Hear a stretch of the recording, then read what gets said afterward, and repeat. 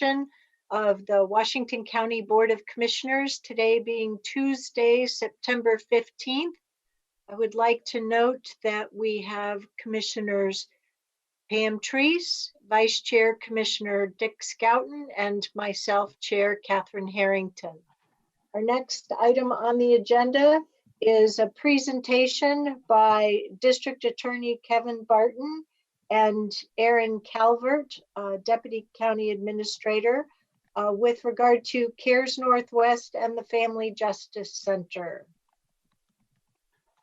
Thank you, Chair Harrington and Vice Chair Schouten and other commissioners. I'm not going to get into the PowerPoint quite yet. So Kevin, if we could just hold off on that for a minute, and then I'll let you know when we get into that. I want to start first by saying thank you for your time and attention to this issue, which is addressing childhood trauma and family violence. Before I get into any of my comments, I just want to acknowledge you've got a lot on your plate right now, dealing with COVID issues, fire issues, and ongoing important DEI conversations. And I want to let you know how appreciative I personally am, and so many people that are invested in the initiative that I'm going to talk to you about in a moment, how appreciative we are that you're taking time to have these conversations. So before I did anything else, I wanted to say thank you for that. And I know this isn't the first time that you've addressed this issue and had these conversations regarding CARES and the Family Justice Center. I've had in-person conversations with many of you. Several of you have actually come out to tour either CARES at Rendell Children's Hospital. I remember Chair Harrington, you and I and Executive Director Dowling, we sat down well over a year ago, I think, when you came out there, so thank you. I know many of you have come out to the pilot site that is only here because you supported that effort with the gift of funding. And of course, I think all of you have been out to the Family Justice Center. Commissioner Treese has been part of a work group exploring this issue. And then of course, this board provided that significant financial support. So I know this is not the first time that you're thinking of this issue, and I wanted to acknowledge that and say again, thank you. I also do want to point out there are some people today who are in the virtual room, and I wanted just to introduce them so you know who is here. We have Kevin Dowling, who's the Executive Director from CARES Northwest. And I believe we have Judy Willey, who's the Board Chair for the Family Justice Center. There she is. Sorry, Judy, who's here. And I think Tony Locke, the Family Justice Center Executive Director, will be joining us shortly. So if you have questions that I'm not able to answer, those people are here available as subject matter experts. I also wanted to say too, with so much negativity with 2020, I mean, it's almost like God help us to get through this year dealing with all these challenges. I am really personally excited for what I think could be a really positive thing, a positive initiative coming out of such a terrible year. So I feel like there's the chance for a ray of sunshine, both figuratively and literally here in the near future. So I'm going to just give you a few comments about what I'm hoping you'd be willing to consider thinking of, and then I'll go through the PowerPoint prepared presentation. It's only about 10 or 11 slides on the PowerPoint, many of which you've seen before.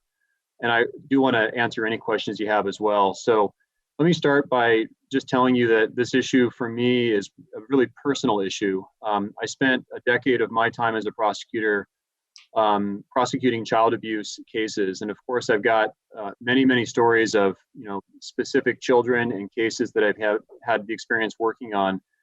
When I became the elected DA, it was a major shift for me because I went from handling individual cases to having a broader perspective of the system.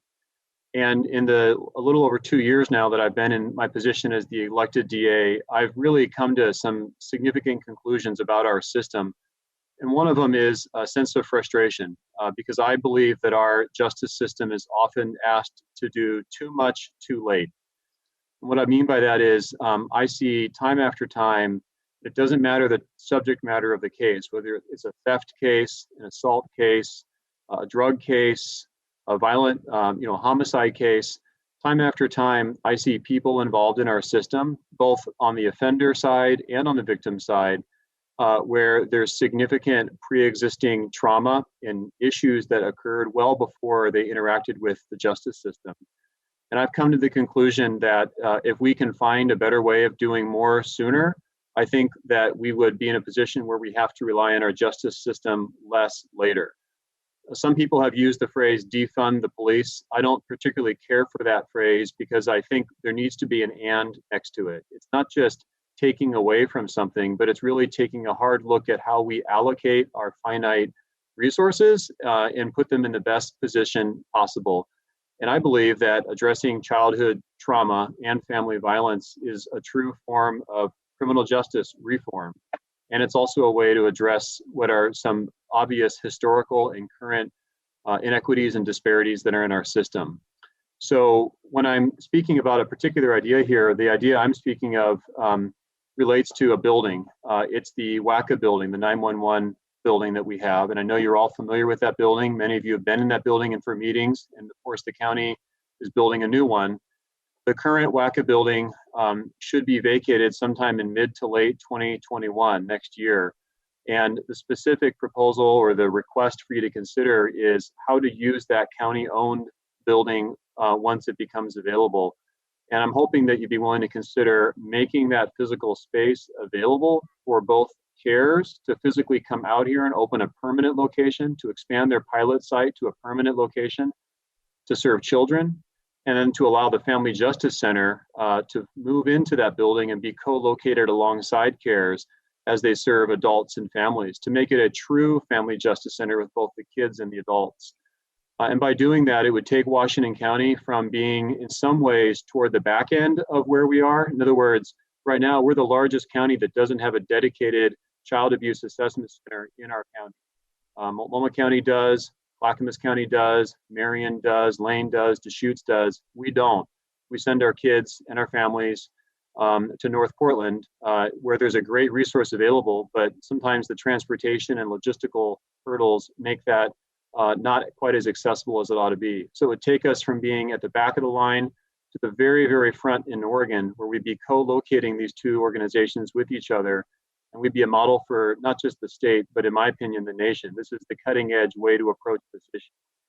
So what I'd like to do now, if it's okay with all of you, is to jump into a PowerPoint, unless any of you have any questions before I do that. Okay, so can we pull up the PowerPoint? Why don't we just go ahead and advance to the next slide. So a little over a year ago, I started working with a number of people in what we characterized as a task force or a work group.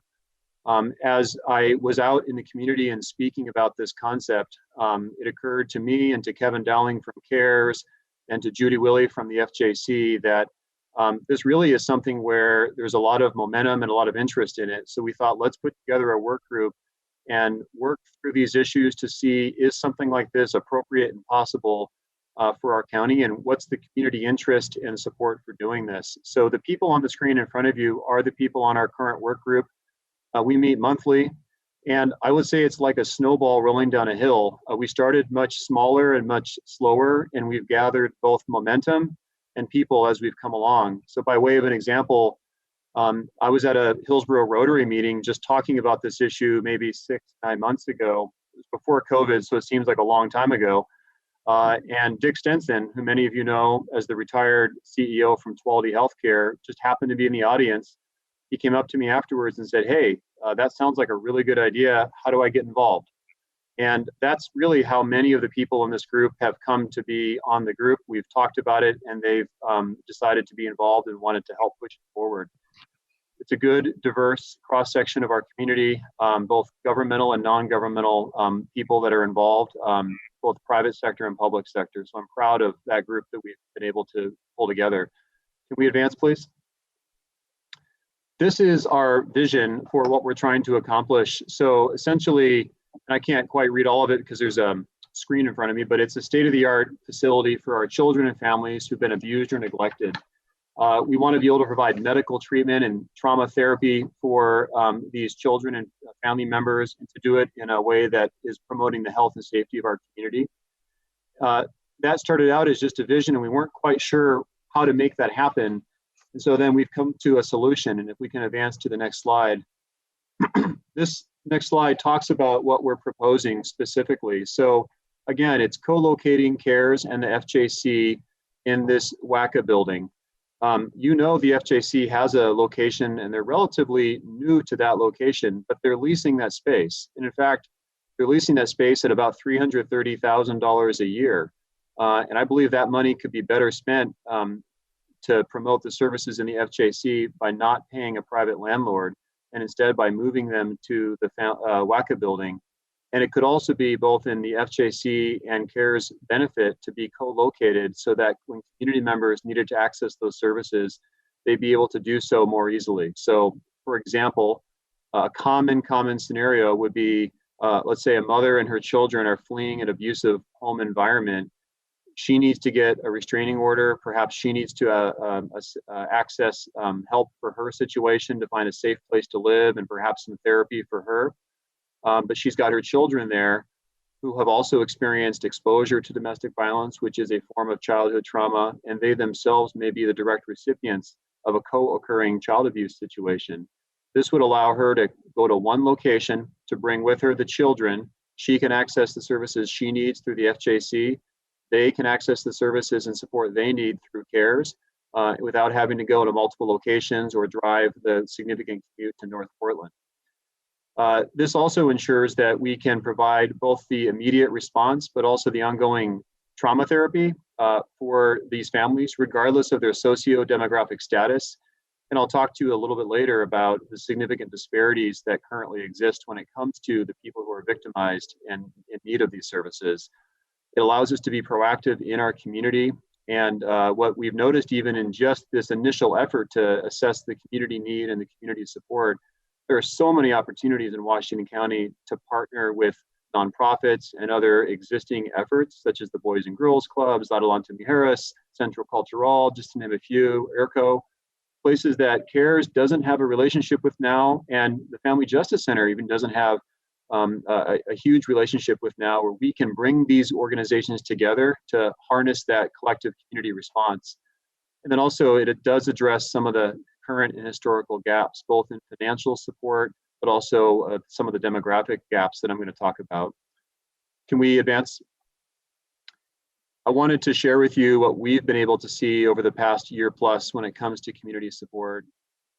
We know, and I know that you're all fully aware of this, but there's a broad community need now, a reawakening, if you will, of this need in the past several months about the need to take meaningful action on DEI initiatives. And I know this board has supported those well before recent events have made it even more apparent, but the community, I think, is in full support of that as well, and I personally am.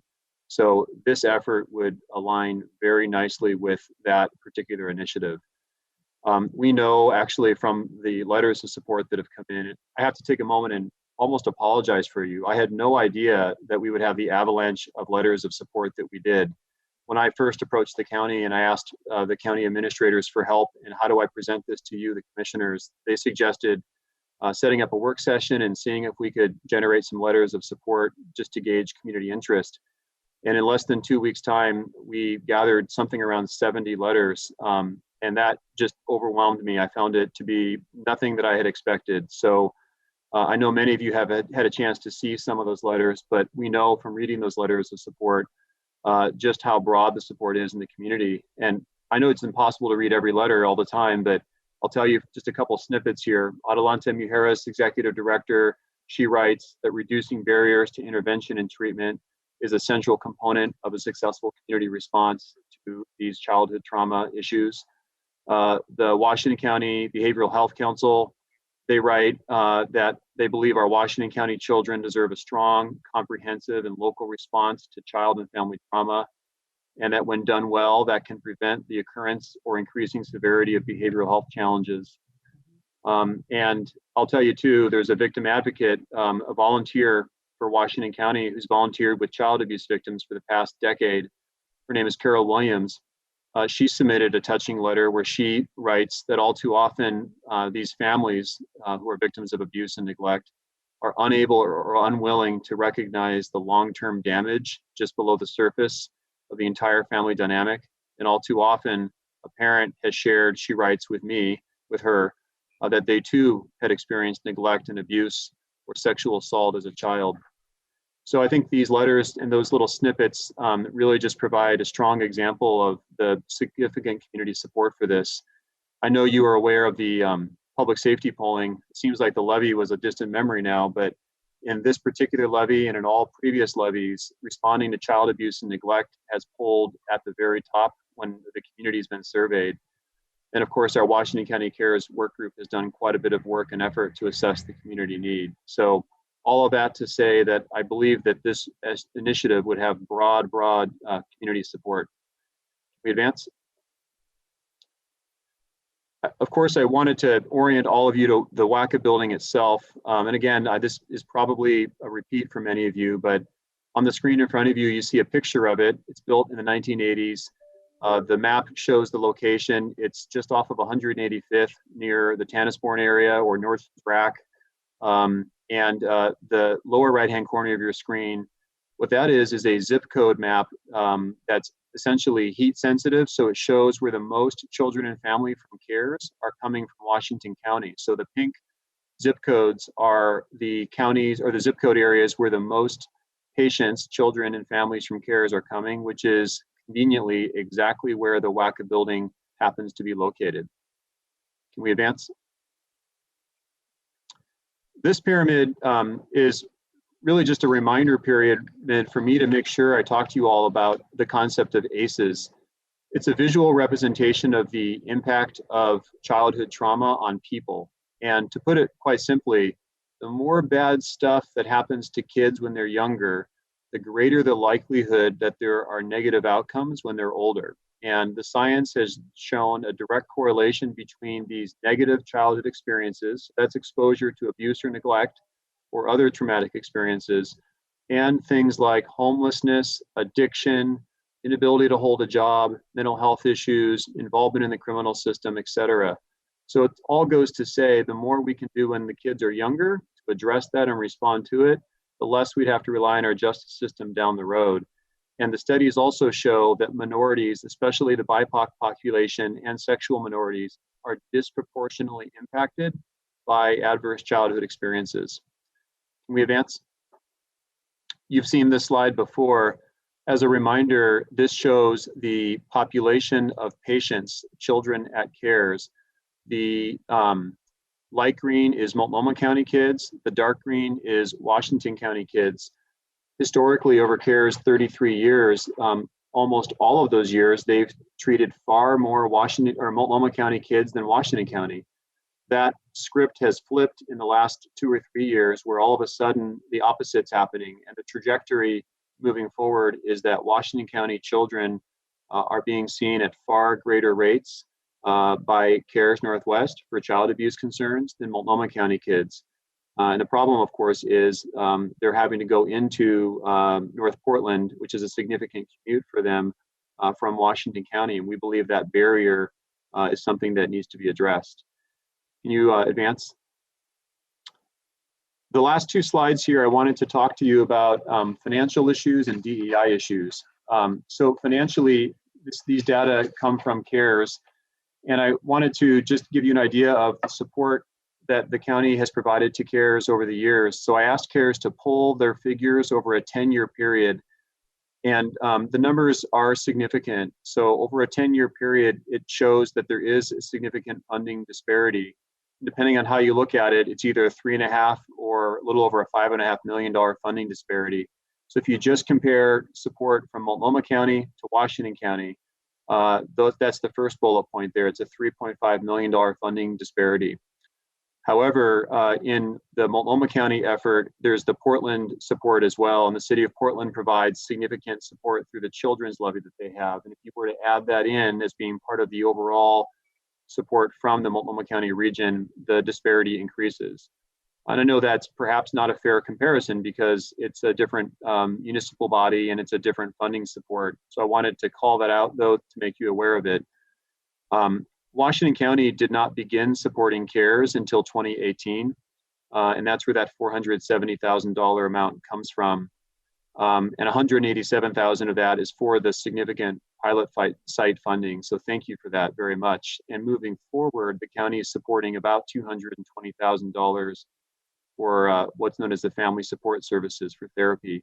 But there still is an ongoing funding disparity. So I wanted just to make you aware of that as we get into the next slide regarding DEI issues. Can you advance? Thanks. So the other thing that CARES was able to pull for this presentation was demographic data regarding the children and families that they see. And I found these numbers to be not surprising, but still a bit shocking in some ways, just to see it on paper. So what we've seen is that the BIPOC and the female population and the limited resource children are disproportionately represented as patients at CARES. 30% are Hispanic or Latino or identify that way. And I should say too that these are inclusive numbers. So this is essentially allowing the patient or the family to choose how they identify. So someone is allowed to identify in more than one way if they choose to. But 30% identify as Hispanic or Latino, 14% multiracial or ethnic, 18% don't speak English and need an interpreter. And of that 18%, I can tell you 16% need a Spanish interpreter. 61% are female, and then 3 out of 4 children at CARES either don't have health insurance or are on Medicaid, Oregon Health Plan. So all that to say that the population, of course, is not just vulnerable because they're children, but it's a vulnerable population because of some of the other factors.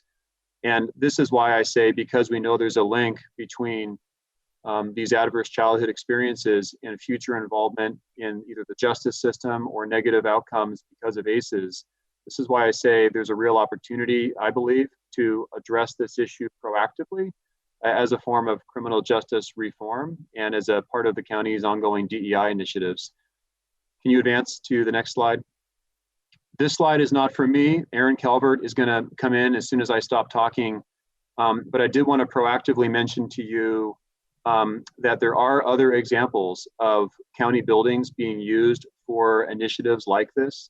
So in Multnomah and in Clackamas County, I'm told that those 2 counties provide the building facility space for their FJCs. In Washington County, although the county does not provide the building, the county actually pays the lease. That's the $330,000. And thank you very much for that. And then around the nation, there are other examples where municipalities provide buildings for child advocacy centers and for FJCs. Chicago and Houston are 2 examples where their version of CARES is in a county-owned or a municipal-owned building. So this is not a new idea. It's not groundbreaking. In fact, if anything, it's well-worn path to success.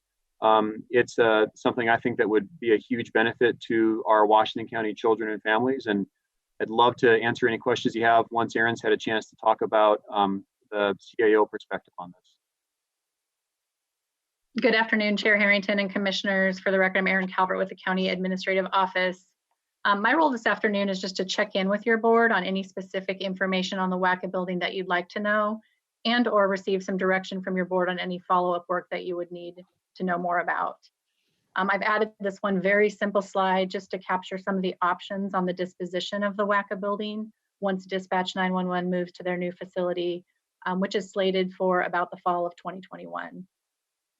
There are likely other scenarios or options that we haven't thought of, which leaves space to explore as number 4 on this slide. As the board is aware, the county will be pursuing a strategic facility plan, and the board could wait that outcome to determine the future use. The board could choose to sell or lease the building, either of which could be done at a market rate or a reduced rate. And as just a point of information, the county does own the WACA building. Next slide, please. You may want to go back to ask questions of CARES Northwest or Kevin or the Family Justice Center, but I just wanted to let the board know that I am available for any questions or follow up on the WACA building if needed. Thank you.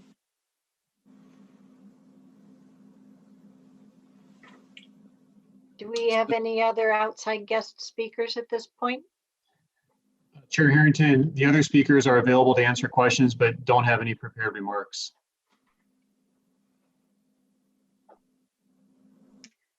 Okay, I would like to note that Commissioner Roy Rogers joined the meeting during the course of the presentation, so we now have 4 commissioners in attendance in this work session for our records. Commissioners will use the same process that we used earlier this morning and do the round robin on questions. So Commissioner Rogers, do you have any questions or comments at this point? Yeah, I do. Thank you. Sorry about the late. I was pounding in every address I thought we used. One this morning, one for a board meeting. There was a third one for this afternoon, so I was frantically trying to get in. Kevin, when you called me, oh golly, it's been a couple of weeks ago, you started to sell me on the CARES program, and I said, you don't need to sell. I'm already there. Let's talk about the building. And I guess my questions are going to be centered around who really owns the building. I heard that, Aaron, you said the county does, but as I remember, that was a consortium. And so it's a condominium with other folks. Are you positive that 911 or others do not have any interest in that building whatsoever? It does get a little complicated, Commissioner Rogers. We own the building, and I'm really excited to see that Courtney Duke-Dreesen is on this call as well, because she helped me do a lot of digging over the last 25 years. And so the basic, we do own it.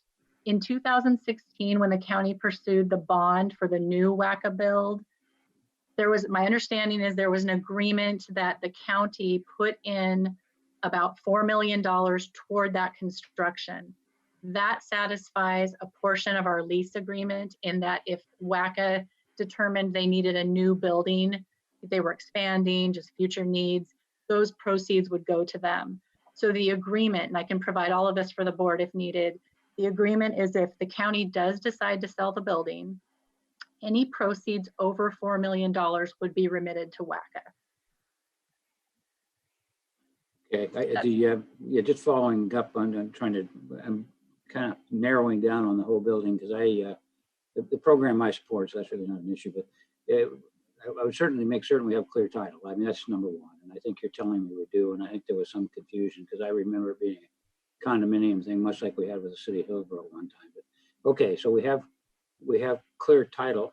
And I told this to Kevin, just so the tip of my hand is, I think it's a great use for the building to have them use it. I'm not really much for selling things, because as good as a program is, things come and go. And I think certain as government keeps on going year after year. And so, as I understand it, they would be willing to do the TIs, tenant improvements, plus the anything else that needs to be done. And we may need to contribute to that. But I think, and this is Roy talking, we ought to enter into some kind of a long-term lease with them, something reasonable that they can afford, because they're certainly doing a great service to the county. And that's the way I would handle it. After we know that we got no one's going to claw back. And so I heard your $4 million issue. I would not want them to claw back and say, well, we didn't realize that meant that you were now going to take this $15 million building in 2035 and still be using that. So I if it's free and clear, then I'm all for proposing to be used in this way on some kind of a long-term reasonable lease. So that's my comments.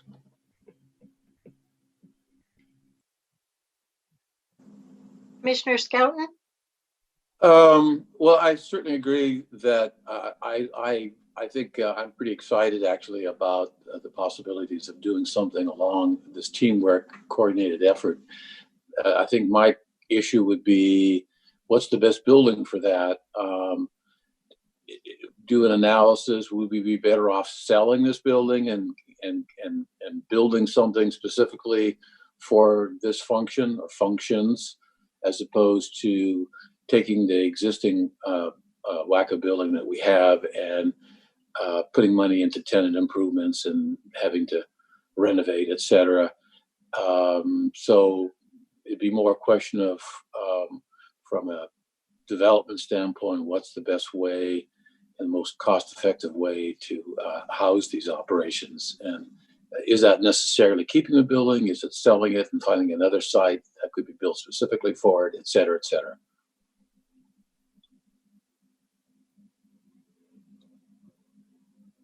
It looks like District Attorney Barton has more he wants to say on your comments. If it would be acceptable, I just would like to provide some information in light of Vice Chair Skelton's comments. Although I don't speak for either CARES or the Family Justice Center, both of those entities have boards that would need to make decisions. I happen to be on the boards of both entities. I can tell you that the proposal that I'm hoping this board would be willing to consider would be to allow CARES and FJC to use the building, but then to require that any tenant improvements be paid for by CARES and FJC. So the county wouldn't be expected to do tenant improvements or even maintenance, just as the building is currently being used where WACA is taking care of those issues. That would benefit the county in the sense that the building would be improved, the value would be increased by virtue of the tenant improvements. County would not be on the hook for paying for those things, and perhaps even though the value of those tenant improvements could be used as a credit back on any lease, that's the agreement that exists. So I wanted to let you know that. I also wanted you to know that the board, representatives from CARES actually toured the building about 6 or 7 months ago to assess whether it would work. And they believe that it would work and meet the needs for CARES, and I believe it would do the same for the FJC. So in terms of has any investigation been done on the building, I wanted to make you aware about those issues.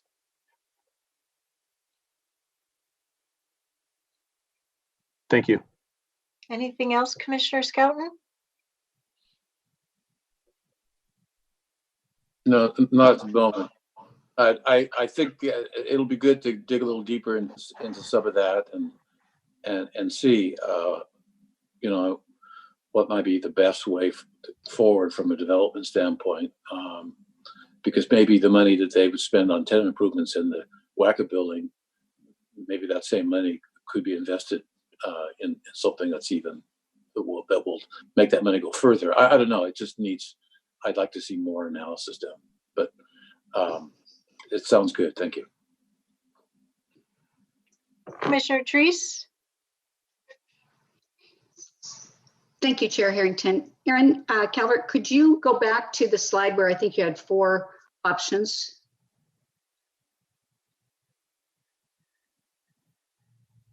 One back. Okay. When you were going over this slide, you talked about a strategy that was being set by facilities. Do we have a timeline on when that strategy is being developed and will be rolled out? Great question. Angie? I haven't heard of our newest timeline. I know things were set back. I think the last time the board heard about the strategic facilities plan, I want to say it was last fall, maybe about this time. Ms. Angie? Sorry. Thank you, Chair Harrington. So the strategic facilities plan has been delayed. It was already supposed to kick off. However, that was one of the projects that we delayed due to COVID. We are set to issue an RFP in January of this coming year. The RFP and scope will really determine the timeline. Best case scenario is a 12-month process. I would add a little cushion to that and just expect an 18-month process, because the process will first and foremost analyzing what are the county operation building needs. I'll just highlight over I'm on to my 4th week being here. In my meet and greets with department directors, I'm hearing several facility needs from our department. So analyzing what our needs are, but then also reaching out to community partners, understanding what needs are and how we could develop some partnerships. And then with the final approval by the board in that 12 to 18 month process of the plan, which will also include a financing plan and prioritization, because even though we don't know what the plan includes, we all know buildings and assets are incredibly expensive to upkeep, also make improvements to, so we will need a phasing plan for this. But it's my understanding then, from what I believe I heard you say, is that that process won't be finished until like 2023. Is that correct? It will begin January of 2021, hopefully to end at the end December 2021 or mid 2022. I'll say worst case scenario. Okay, 2022. All right, thank you. Anything else, Commissioner Treese? No, thank you. Okay, I'll go next then. I'm really pleased that this board is engaged and willing to entertain topics of community need, particularly ones that are difficult topics, difficult for members of our community and difficult to move forward. We know as a board that we've needed to look at the umbrella needs of Washington County as a community service provider. We were talking about this back in 2019. We started marshaling the resources for this project, and we lost one of our key staff members, and then COVID hit, and boy, it's been a wild ride here in 2020. We know that there are many needs just from the Washington County agency itself, as well as other community needs. For the county alone, we've got a couple of different building projects going on, such as the long-term plans for the Hawthorne Walk-In Center, the treatment and triage proposal as well, which is another reason why we wanted and committed to this strategic facilities master plan.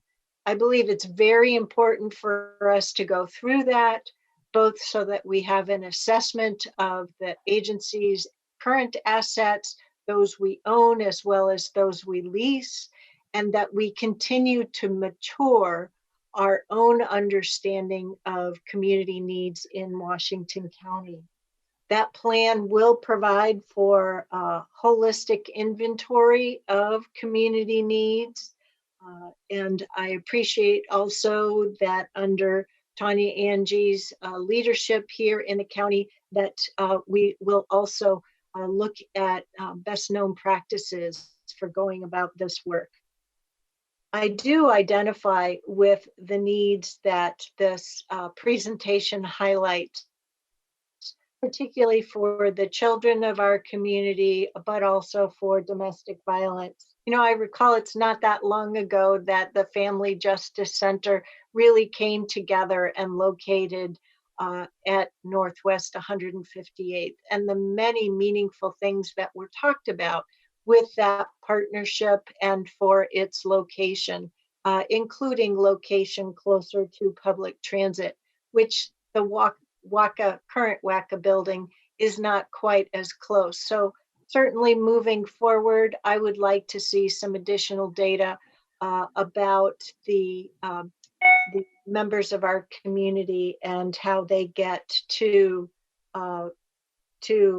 the services that both FJC as well as the current pilot of CARES Northwest provide. Those are really just better understanding. But I know that as the prior work group for FJC convened, that they looked at multiple needs and multiple community characteristics. I don't think we should be proceeding at this point with an ad hoc decision, as difficult as it may be for both our partners at FJC as well as CARES Northwest. I don't believe we're in a position to do so. So we've been put in a very difficult bind here, where we know there's community need, but we know that we need to make sure we're following good public process and making sure that we take that holistic look. You know, it's disappointing. These are the conditions that we came into in 2019 and were made more complicated by the issues that we've been dealing with here in 2020. So my suggestion is that we hear further from our CAO about a plan to move forward with the Strategic Facilities Master Plan and how we can ensure that we have a work plan for that will take into account the needs of our various departments, as well as a good summary of community needs overall in Washington County. Ms. Angie, do you have anything else you wanted to add? Thank you, Chair Harrington. I'm actually texting back and forth with Jack from Support Services to actually determine when we could bring a scope of work for an RFP back to the board. I do think it is incredibly important that the board have input and approve the scope of work for the facilities master plan. So I don't have that date for you yet, but that would be early 2021 so that we can get moving forward in that space. And Jack has just told me we are confident we can come back no later than January with a scope of work for you to approve. Commissioner Treese? Thank you. I want to make sure that I'd asked the question about the length of the strategic plan, because I think that there's also situations where you're looking at opportunities that you need to take advantage of at the time. I don't know that this discussion is complete. I'd like to make sure I understand more about what the options are, and perhaps there's even ways to take the WACA building out of the entire facilities project and look at it independently. So I guess my point is here, I'm firmly convinced that we need to make sure we have these type of services in Washington County, as I know all of us are. There's no question there. But I do think we need to make sure that we're making the right decisions and taking advantage of opportunities at the same time. Are you saying that you want to put this project ahead of the line compared to the triage and treatment center, as well as the Hawthorne Walk-In Center? Just two that we touched. I'm saying I don't know what the others are at this point. So I don't think this discussion, for me, it's not finished yet. So I'd like to be able to, I just don't want to say, okay, now we're done with this discussion and we're going to wait for a year and a half or a year and a few months. So I'd like to have more discussion about it.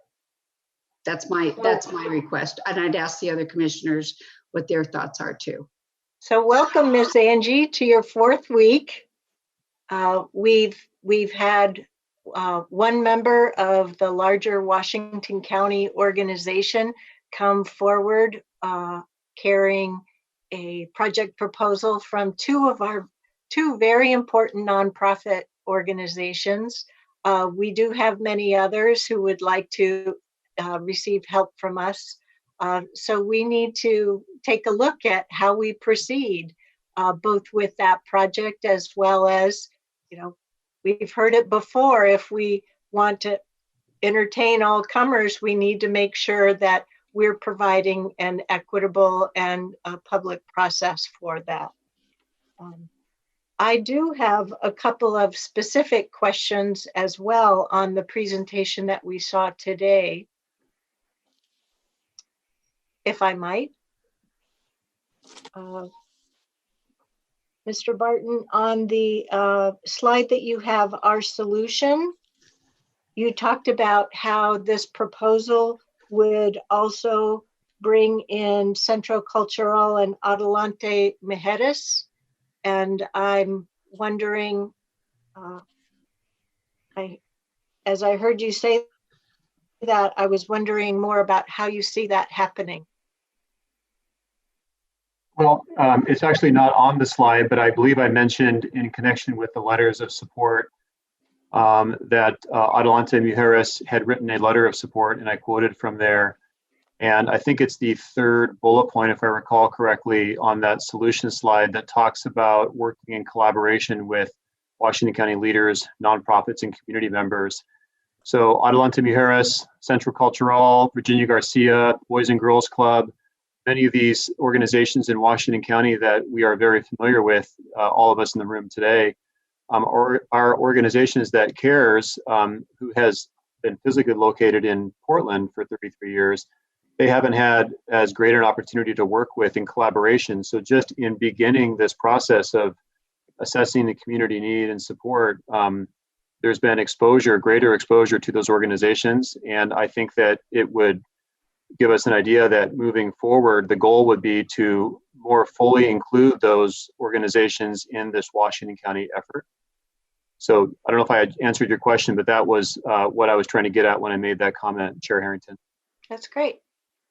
I think it's one of your next slides titled Financial Support. And I appreciate that you pulled data both from, primarily from CARES Northwest on a couple of different slides. That helps us better understand the audience and service audience. On this slide, the note at the bottom, figures are approximate and do not include state and federal grant funds that pass through counties or cities. So I take that to mean that the funding then provided by Multnomah County and the city of Portland is either money that comes from their general fund or general property taxes or other fees that are under their control. Thank you for asking that question. So it was very important to me and to Kevin Dowling, who helped me create this slide, to be as accurate as we could in addressing these numbers. So when it comes to the Portland numbers, the majority of the Portland funds come from the Portland Children's Levy. So it's not technically a general fund there, but it's a levy fund. I believe the majority of the Multnomah County funds come from their general fund, but I would defer to Kevin Dowling, who may have more information about the Multnomah County funding to CARES. And I can tell you that when we say it does not include state and federal grant funds, there are VOCA funds, Victims of Crime Act funds, which are federal grant funds that pass through the state and flow to CARES. And then there's also what's known as the CAMI fund, the Child Abuse Multidisciplinary Intervention Funds, which are funded by fees that come out of the criminal justice system and flow through the counties and go to CARES. So I wanted to make sure to call that out so you would be aware that we're not including those grant funds. That's technically not county general fund money. So I wanted to make sure we were doing apples to apples. Mm-hmm. Mm-hmm. Thank you for that clarification. Mr. Dowling, did you want to provide any other thoughts on that? Good afternoon, Chair Harrington and commissioners. My name's Kevin Dowling. I work as the Executive Director at CARES Northwest. And I think that Mr. Barton explained it well. As the funding from Multnomah County, when we added that up, it's Portland Children's Levy is the bulk of the funding at about $2.2 million over about 10 years. So that comes from property taxes of Portland residents. And then the other funding is actual funding that supports the Multnomah County Family Support Team at CARES. And so that's an estimate of the cost of the FTE that Multnomah County has stationed here at CARES that has historically provided services to all the children that we serve, including Washington County. And then in 2018, Washington County Department of Health and Human Services worked with Multnomah County and CARES and ended up funding 2 FTE of that family support team. And that's the funding that started in 2018 from Washington County. Does that help? Great, thank you. Yep. Sure. Yep. And there were 2 different messages around the funding that Washington County provides to help support the Family Justice Center. And at one point, the money that the county provides for the lease was mentioned very clearly, but in another case, it was early on noted as it would be a cost savings. I want to make sure we're being clear.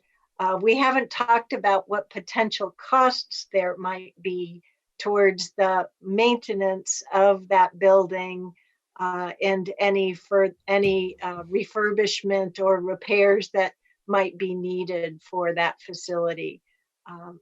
Am I right in noting the north of $330,000 annually that the county provides for those FJC lease payments? Well, thank you for the question, Chair Harrington. And Board Chair Judy Willey is here and can speak directly to that issue along with Tony Locke. I can tell you as a board member, my understanding is the county provides approximately $330,000 annually. That funding comes from the public safety levy. The vast majority, if not all of those funds, are used to pay rent. And if I talked about the issue two times and said it two different ways, my earlier comment was in reference to there's a better use of money, in my opinion, than paying rent. And if the county continued to provide that same level of support, I think the funds would be more efficiently used to provide direct services. Although you are correct that there would be some initial costs associated with the renovations and the tenant improvements and the maintenance as well. So I hope I've answered your question. Mhm. Did the FJC guests want to say anything? I'd be happy to respond to that, Chair Harrington and commissioners. Kevin, it was pretty much right on as exactly what he said. The only difference maybe I would throw in there is that our rent is more than $330,000 right now. We started out almost match to match when we secured the Washington County support. But every year our rent escalates, and it is the biggest expense we have, and it is the money that the county gives us is not designated money to the rent. It's how we have to use it. So we are still having to fundraise a large amount of our expense side of the fence, and we don't object to doing that. We'll continue to do what we have to do, and we are prepared if we would secure the Walker Building to fundraise for the whole remodel that we'd have to do. But it's tough to keep the ball rolling down the hill and continue to raise the money that we're raising, particularly in this time. So Kevin's comments were exactly right. Thank you. I remember back in the early part of the latter part of this year, or 2019 into the very beginning part of this year, I was an absolute champion for rather than assuming the model that the older 20-year-old public safety levy used for supporting domestic violence needs, that we take a look at what current costs and needs are and forecasted that out at least 10 years, half of the lifetime of the prior bond, prior to the replacement that the voters approved this May. I was overruled in that matter. We did manage to squeak out a little bit of additional headroom for such work, but I sadly believe it will be woefully inadequate compared to the need. I wish we had done a much better strategic engagement effort in that need. But that's water under the bridge at this point. We are where we're at, but it was quite a big lesson for me in terms of making sure that as we look at opportunities moving ahead, that we look at a much more holistic landscape for such needs. Mhm. So we've had a bit of discussion here on the commission. Let me go back around and see if the other four commissioners have anything they want to add, as well as to our CAO on next steps. So Commissioner Rogers, anything else you'd like to add? Yeah, thank you. It's hard to argue not to have a strategic plan. I mean, we've always done that. And so I appreciate the chair's comments. Having said that, I'm not sure exactly where Commissioner Treese is, but I listened to her comments. I'm not finished with the conversation either. If it were my druthers and I had a single vote, I would take and make an exception and come up with an understanding, a long-term lease for this facility to CARES and be done with it. But I'm hoping that we're not going to wait for some extended period of time to have some inventory of assets. We're already spending approximately $220,000, which is going to the rent anyway. Why not just save that and put it into our own facility? And unless we're going to do away with this program, which I wouldn't encourage anyone to do, I would say let's do the right thing and let's make this whole. So that's where I'm at.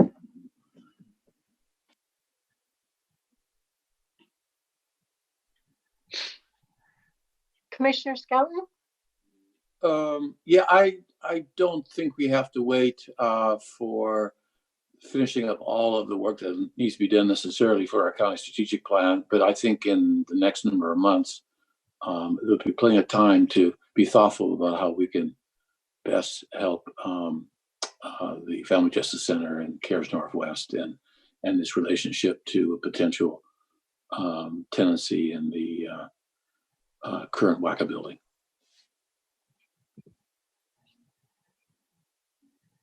Commissioner Treese? Thank you. I would agree with both Roy and Dick on this. And I would also think that given this discussion, I would think that Commissioner Willie would have a perspective that we should gain as well. So I am certainly not comfortable ending this conversation. So I'll go next. I don't think anyone was proposing that this conversation would end at all. Rather that we look forward to a next step where we would have the opportunity to look at and remind ourselves of various Washington County needs, and also give our new CAO the opportunity to take stock with staff because we do have to forge our course ahead. It is a false choice to say that we need to do the right thing. This isn't about right and wrong. We are all stewards of the public trust. So I'm not going to advocate for that model. I do want to see that we work with our staff to take a look at the multiple building needs that we already have underway, and don't just make an ad hoc decision to take a significant community asset and apply it for a need that has come out through those who are involved with our current system. We also have to look at what is on the board's plate and plan that in accordingly. None of that says wait till some longer term, but rather let's look at the holistic. Also, the money from the public safety levy that is directed towards the Family Justice Center is not at risk at all either. Though it could be that if we are to entertain providing a larger or a Washington County space for that those dollars could be used elsewhere in the public safety system. We'll have to see about that as well. So, Ms. Angie, what do you recommend at this point? So I'm going to make a recommendation based on what I believe I've heard from the commissioners. So please let me know through maybe a thumbs up if I'm hearing correctly. So a next step would be for CAO staff, along with our support services facility staff, meet with CARES Northwest. Kevin, you understand more about specific facility needs that you have, as well as the Family Justice Center. So kind of do a needs assessment of your organizations, because I feel like the conversation today from a facility standpoint was a bit high level, and there were some questions I was hearing from commissioners even on some of that detail. We will also be furthering work on the facility strategic plan and discuss phasing of what the facility strategic plan could look like, so that this conversation could be brought back to the board for next steps in December.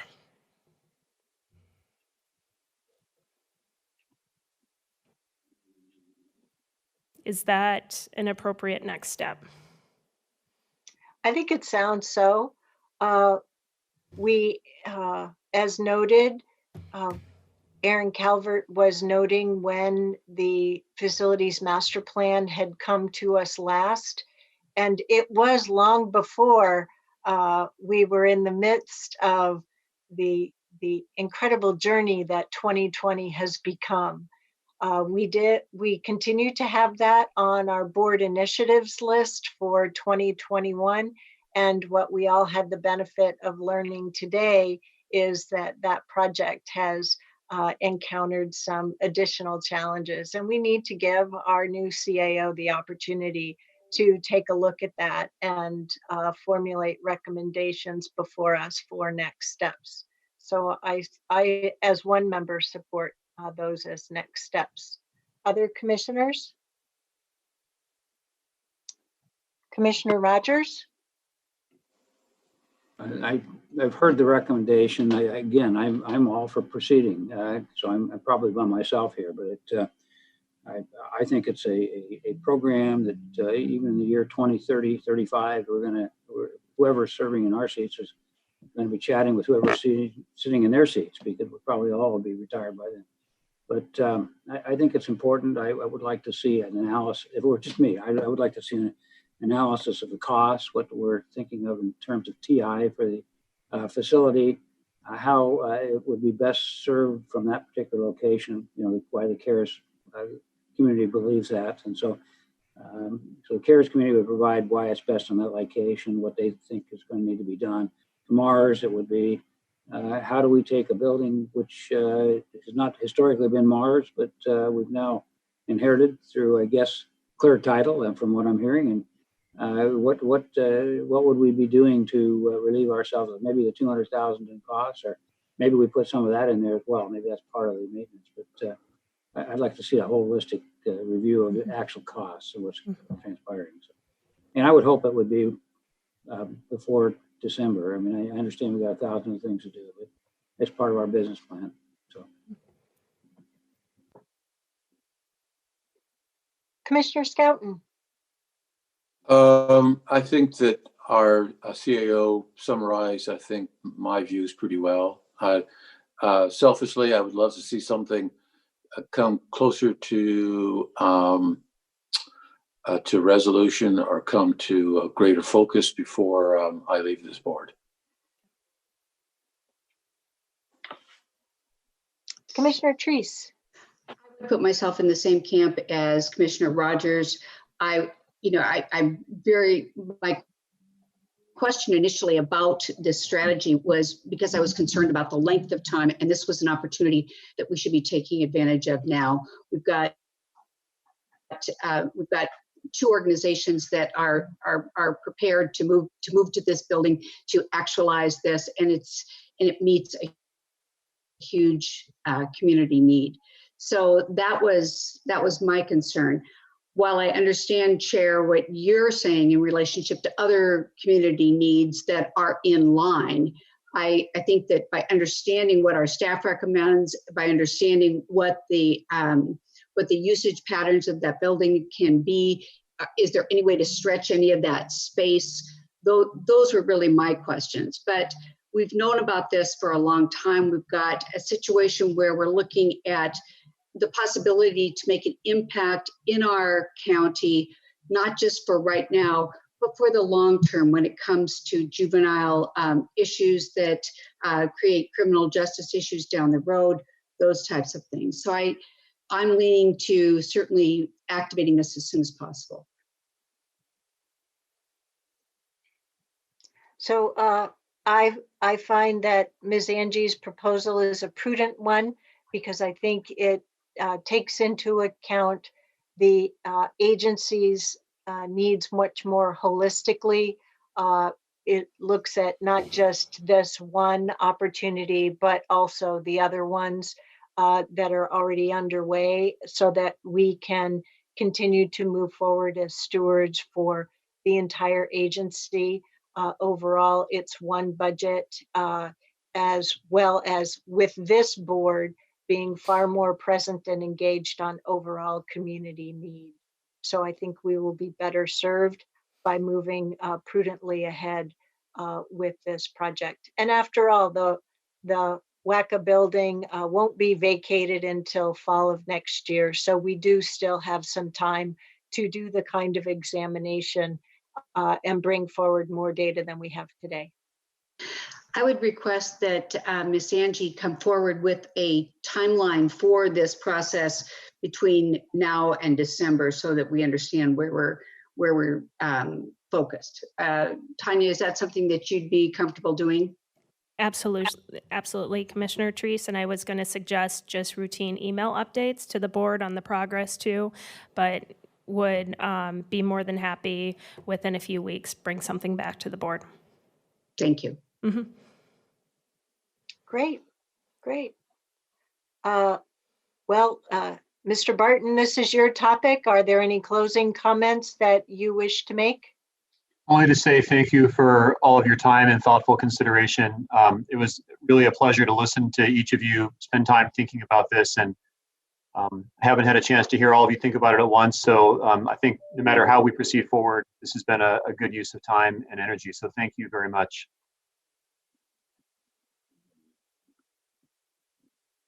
Thank you, all of you guests who participated today. And thank you very much for staying healthy, not only from COVID-19, but also smoky air. Take care.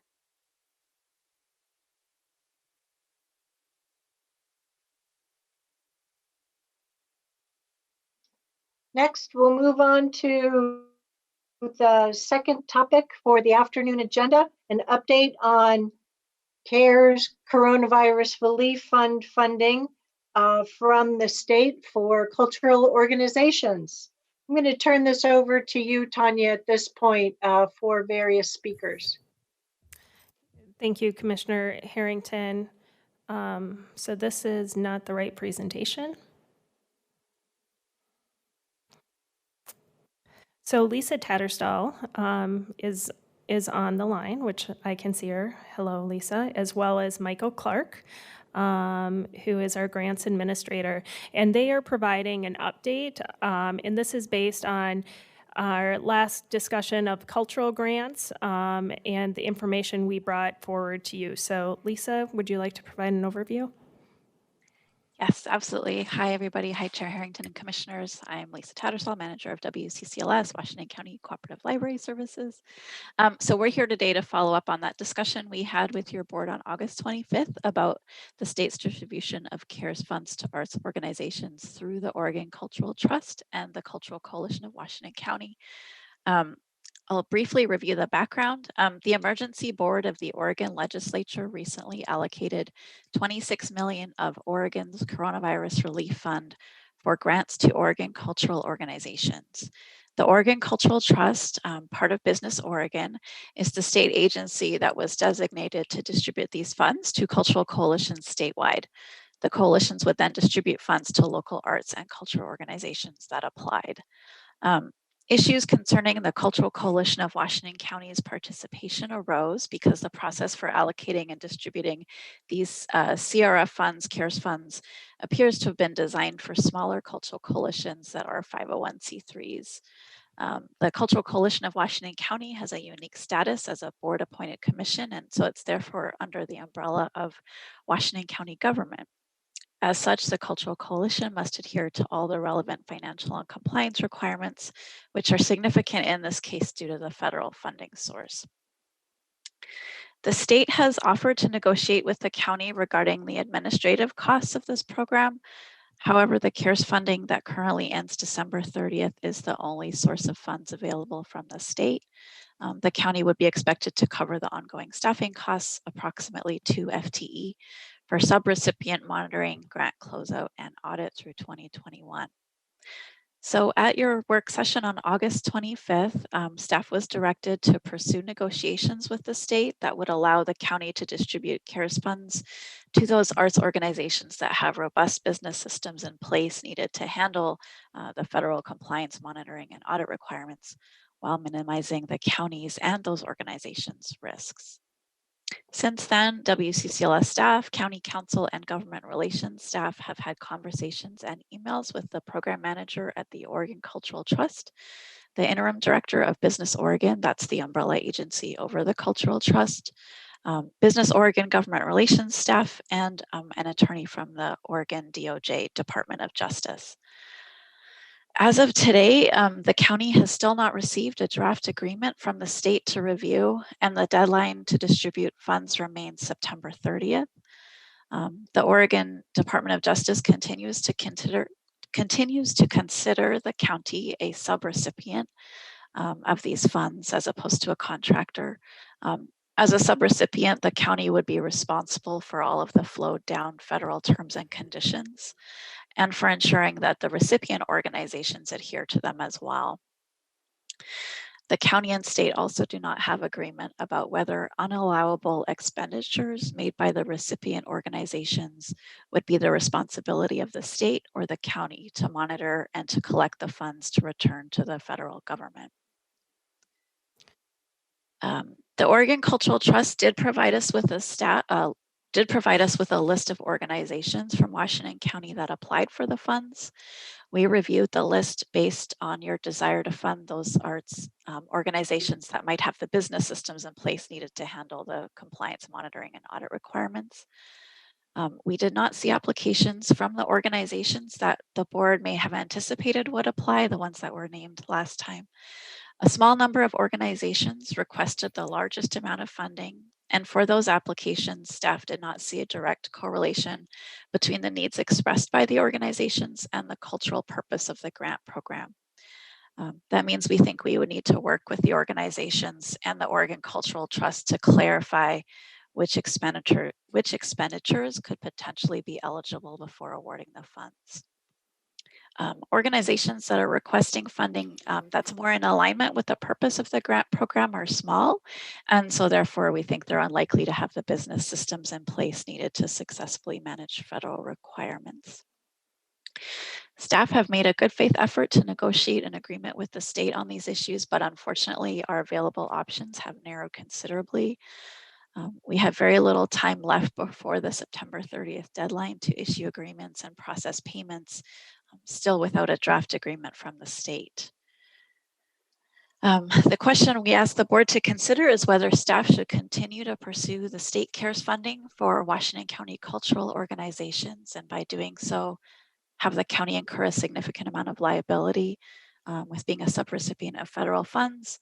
And that's option 3 in the original staff report, which is included in the agenda, or if we should inform the state that we are unable to distribute the funds in the manner presented by the state, which was going back to option 1 that was presented in the original report.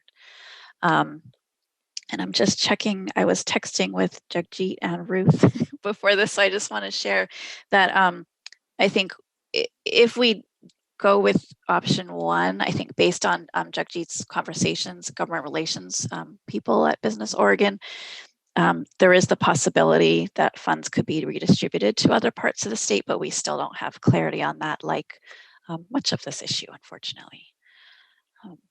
That's what I've got to share. I'm moving my windows around so I can see you now. I've got a lot of screens up here. Okay.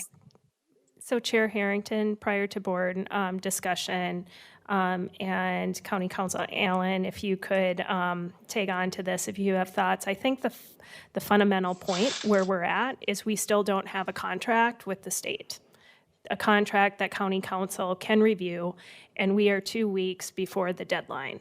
So we can still deadline to release the funds.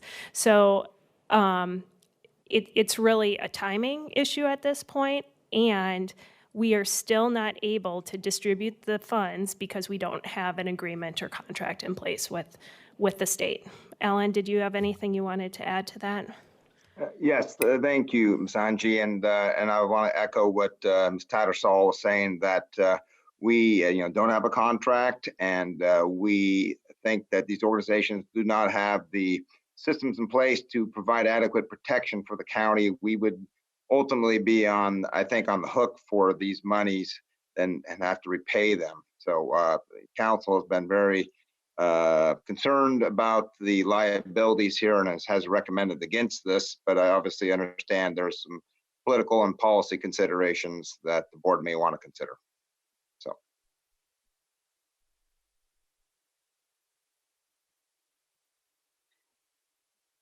So between the three of you, it sounds to me like your recommendation at this point is you took our direction from August 25th. You've continued to engage with Oregon Cultural Trust as well as the state, but we still don't have closure on the number of items that we would need in order to take responsibility for being a subrecipient and delivering those funds by the September 30th deadline, as well as the subsequent compliance monitoring that is needed for closure of that program. Am I summarizing this correctly? That's correct from my position. Okay. Let's see if we have any board questions or comments at this point on, bottom line, it sounds like your recommendation is you're recommending we not proceed with this. The recommendation is we don't proceed with this. You could direct staff to continue to work with the state to exhaust all possibilities by the end of this month, because that's 2 weeks away. Lisa could continue the discussion she's been in conversation with, just to ensure that there are no options. At this point, though, we're not seeing an option emerging, but we could exhaust that. Okay, let's do the round robin on commissioner comments. Commissioner Rogers. Lisa, I was a little bit unclear during your presentation, and maybe it's just me, but it sounds like you have attempted to do everything possible you can do. So I'm not certain what else you might do. I mean, if we sent you back into battle and say, go pursue some more and hit them some more, what are you going to do that you haven't done? I mean, what would be the magic bullet between now and 2 weeks from now? So that's a starting point. What I can say is I heard back from the Oregon Cultural Trust this morning. I emailed them again, just said like, hey, we're meeting with the Board of Commissioners this afternoon. Is there anything else we can give them an update on as to the ETA on the draft agreement? Any indication of what you might be inclined to do with the funds if, we're not able to participate in distributing or anything like that. And all we heard back was we're deferring to the DOJ on this matter. So it really is, I think, a attorney level discussion. And not surprising, the DOJ has had to delay some of what we've needed on COVID enforcement as well, because they've been busy dealing with the fire crises. So it's just a horrible cascading of effects this year. Anything else, Commissioner Rogers? No. Okay. Vice Chair Commissioner Schouten? Could you, thank you. Could you, Lisa, do you have anything more, or Alan, that you could tell us about the larger organizations in this county, and they are simply not applying for this funding, or I didn't quite catch that, or it's funding that maybe is tenuous with respect to the allowed guidelines? I didn't quite follow all that. Thanks, Commissioner Schouten. So at the last work session, you had mentioned like maybe if Bag and Baggage or Broadway Rose are on the list, so those really large, long established cultural organizations in the county are on the list of having applied for funds. That might be a good opportunity because they might have the business systems in place and all that kind of stuff. But those sort of large Washington County cultural organizations, like those ones that you mentioned, were not like arts service providers or arts deliverers. I don't know the right lingo, but they weren't on that list. And I suspect that's either because they've received funding from previous allocations from the state. I know this, and I should have looked this up, so don't quote me on it, but I'm happy to follow up. But I know the state did a previous distribution of funds to large venues, and I suspect that they may have fallen under that. And then the other two large organizations that did apply for a lot of money in this sort of pool of funding, it's confidential. Like, the state has asked us to hold it confidential, which is why I'm being careful about what I'm saying here. But they, what they applied for didn't really appear to line up really directly with the purpose of the funding. And so what that means is we'd have to do a lot of back and forth negotiation as to figuring out which of the expenses they applied for are eligible and which are not. So some, just construction was one of the things, that comes up, and that also brings in a whole other slew of federal requirements. There was things that weren't quite matching up like we would expect. So we'd have to dig into that more. Does that help? Yes, thank you. Okay, thank you. Commissioner Treese. Thank you, Chair. Thank you, Lisa, for this presentation. And I understand that the dynamics, I think, of what's going on here. What if we choose today to say, okay, let's stop this process. We don't have enough time. We can't do this effectively. What type of communication and follow-up do we need to do with the culturally specific organizations that might have been expecting some of this money? So I want to make sure that we're handling the backside of this as well. Thank you, Commissioner Treese. That is really important. And so we would start by reaching out to the Oregon Cultural Trust, first of all. I'd probably want to work with county council and county administration and government relations to find out what exactly the flow of communication should be and from whom it should come, because the application form that these organizations used was through the Oregon Cultural Trust. So we'd have to figure out, and we still don't have clarity from the Oregon Cultural Trust as to whether they would award the funds without our help or if they would choose to reallocate those. So there's a lack of clarity from the OCT in that regard. But I would say that we have a wonderful communications professional in our department. And so we're working on a communication plan for the Cultural Coalition of Washington County, who is obviously very interested in what's happening and for any stakeholders. But in terms of who communicates with the applicants and when, that part, I don't know. Alan, can I put you on? Do you know? Or we'd have to look into that more. Well, let me just make sure that my concern is that as a commission, we don't want to, we do not appear to not support this type of investment.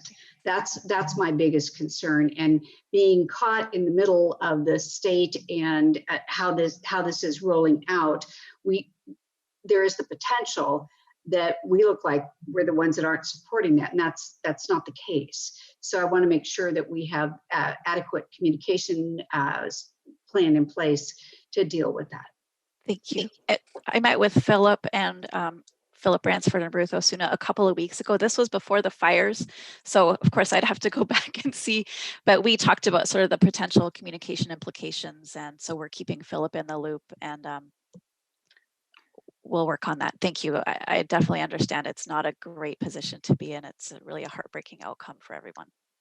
And I just may want to add that we would also work with our government relations people, Jajit, and work with the state on, our position on this, and again, encourage them to distribute the money directly. So.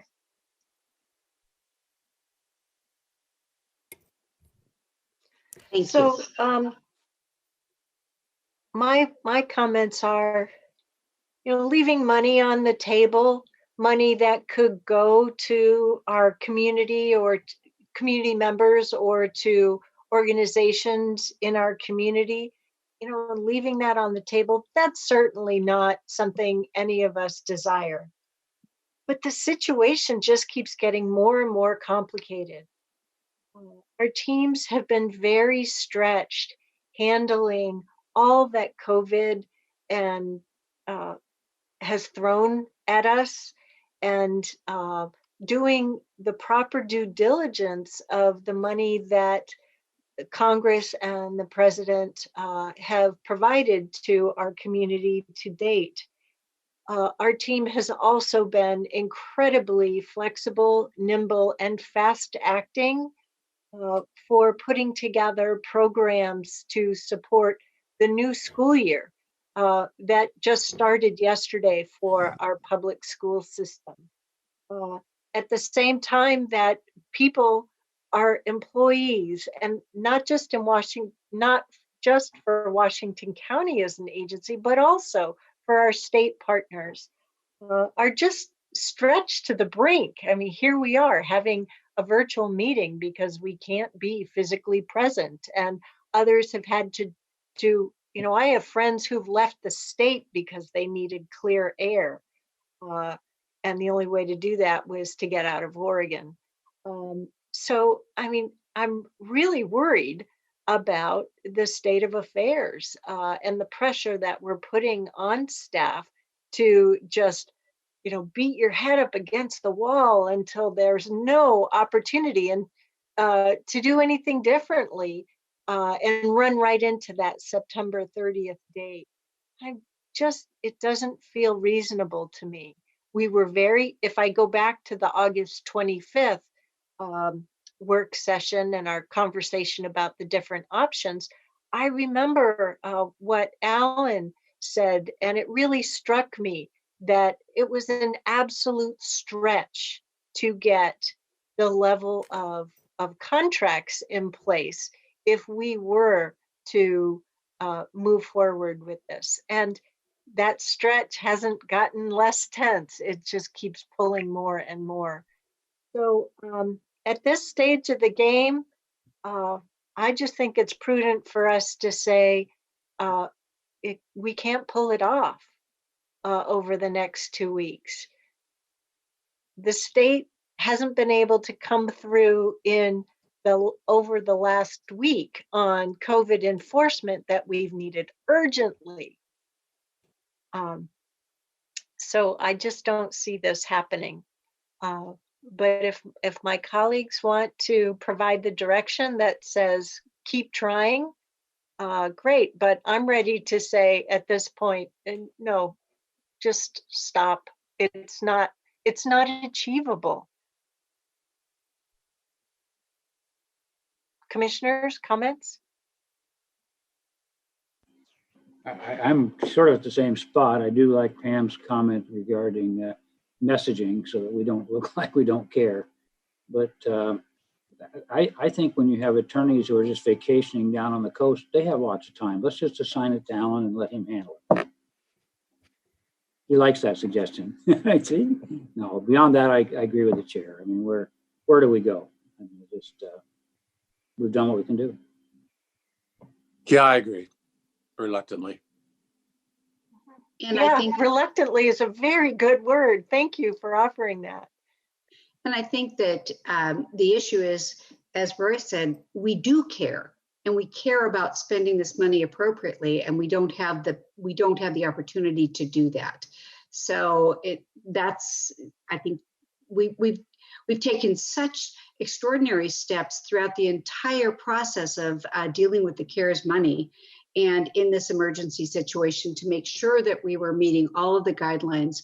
I think it would be uncharacteristic of us to continue with this process now, knowing what we know. It's our responsibility to say we can't go forward with this. Well, Ms. Angie, might have been a little different than what you were expecting. Thoughts? Life's always different than we expect, isn't it? So thank you for this conversation. Staff will work on a communications plan, and that's been in the back of our minds as we've been working through this, and we will provide that information to commissioners as well in case you get questions from community as we move forward. So thank you.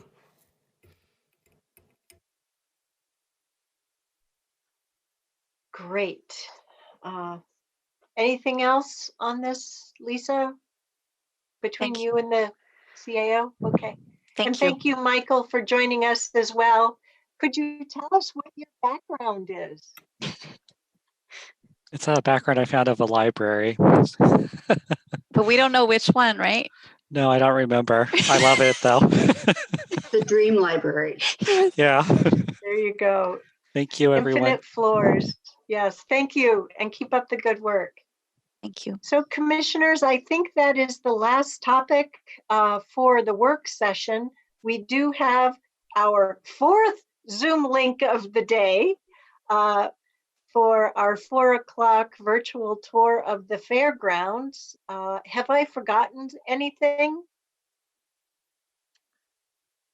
No? Okay. Commissioners, do you have any other announcements or things you want to checkpoint with your colleagues before we adjourn today's meeting and reconvene next week? Please. I don't know.